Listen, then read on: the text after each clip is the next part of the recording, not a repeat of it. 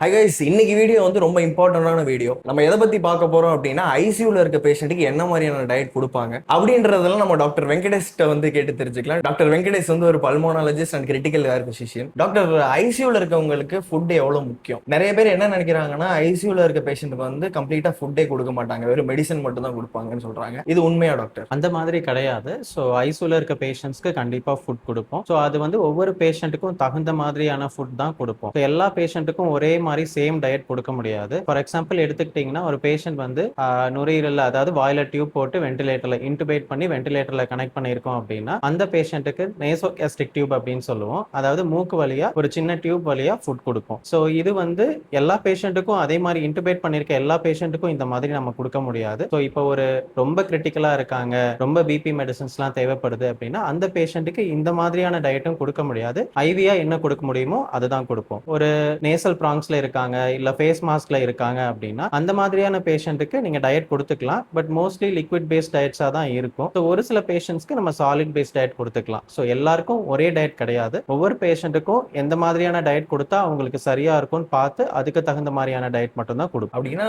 ஐசியூல வந்து நம்ம ஐசியூல வந்து ஒரு டயட் இருக்கு, ஆனா அது மத்த டயட்டை கம்பேர் பண்ற போது ரொம்ப கிரிட்டிக்கலான ஒண்ணு இல்லைங்களா? கண்டிப்பா நம்மளுக்கு டயட் வந்து ரொம்ப முக்கியம். ஸோ டயட் இருந்தால் தான் பேஷண்ட் வந்து ஈஸியாக ரெக்கவர் ஆகி வெளியில போக முடியும். ஸோ பாதி நம்ம ட்ரக் ரோல் பிளே பண்ணுது அப்படின்னா பாதி டயட் தான் நம்மளோட இம்யூன் சிஸ்டம்காக மெயின் ரோல் பிளே பண்ணுது. ஸோ டயட்டுங்கிறது ரொம்ப முக்கியம். கரெக்டா சொன்னீங்க டாக்டர். மெடிசன்ஸ் எவ்வளவு முக்கியமோ அதே மாதிரி வந்து ஈக்குவலா டயட்டும் வந்து இம்பார்ட்டன்டான ரோல் இது பண்ணுது.